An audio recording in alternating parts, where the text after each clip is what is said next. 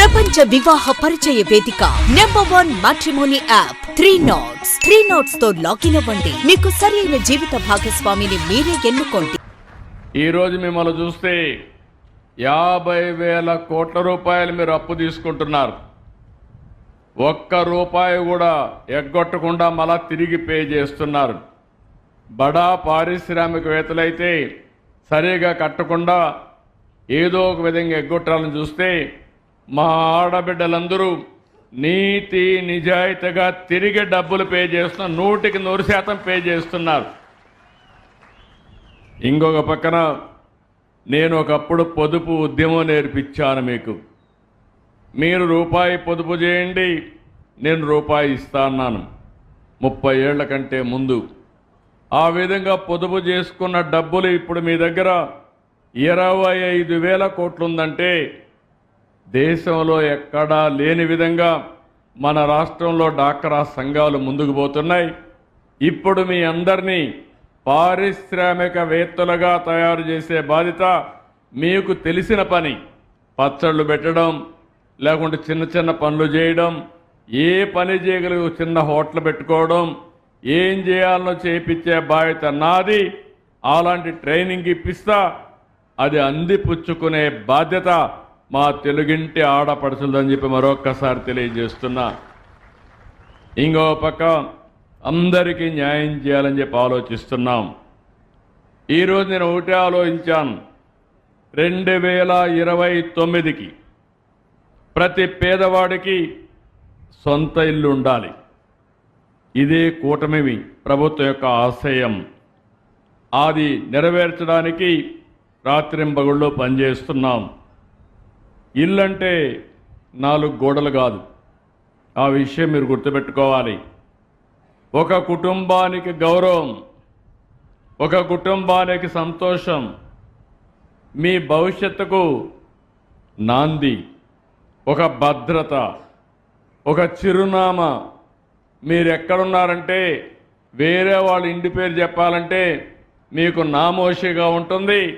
2029కి ప్రతి ఒక్కరూ మీ సొంత ఇంట్లో మీరుండేట్టుగా చేసే బాధ్యత ఈ ప్రభుత్వాన్ని. అదే నా ఆశయం.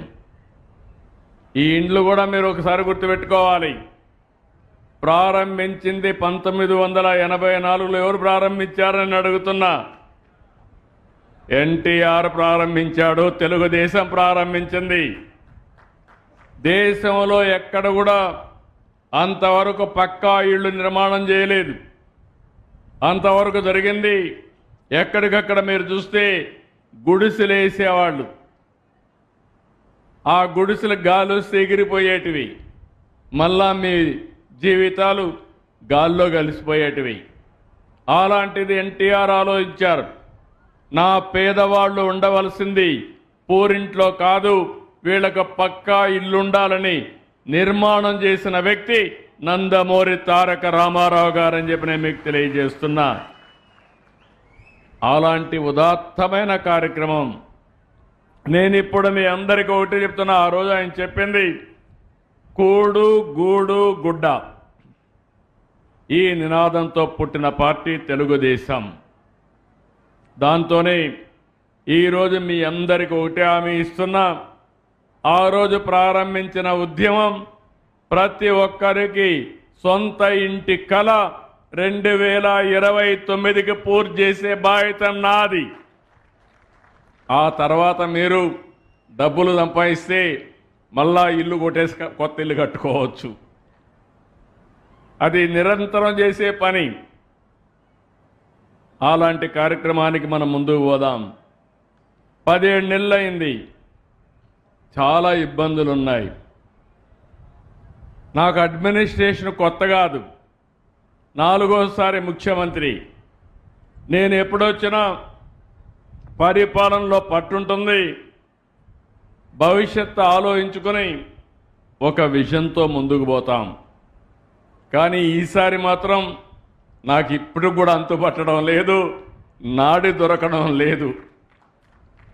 అంత నాశనం చేసే పరిస్థితికి వచ్చారు. ఆర్థికంగా దివాలా తీశాం. అప్పడిగితే ఇవ్వలేని పరిస్థితి తీసుకొచ్చాం.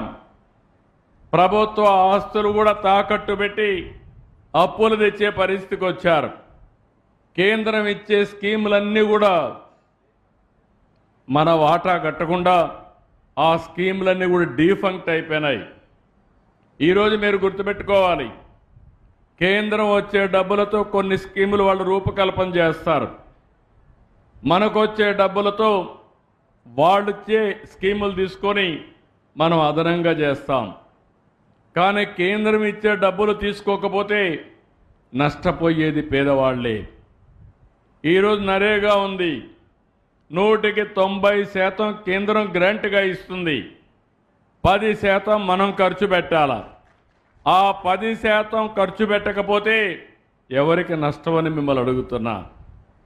కొన్ని కార్యక్రమాల్లో నేను ఆ రోజు మీరు చూస్తే డ్రిప్ ఇరిగేషన్, మైక్రో ఇరిగేషన్, ఈ రాయచోటి ప్రాంతంలో ఈరోజు చాలామంది మైక్రో ఇరిగేషన్ పెట్టుకొని దర్జాగా రైతాంగం పైకొచ్చారంటే మీరు గుర్తుపెట్టుకోవాలి.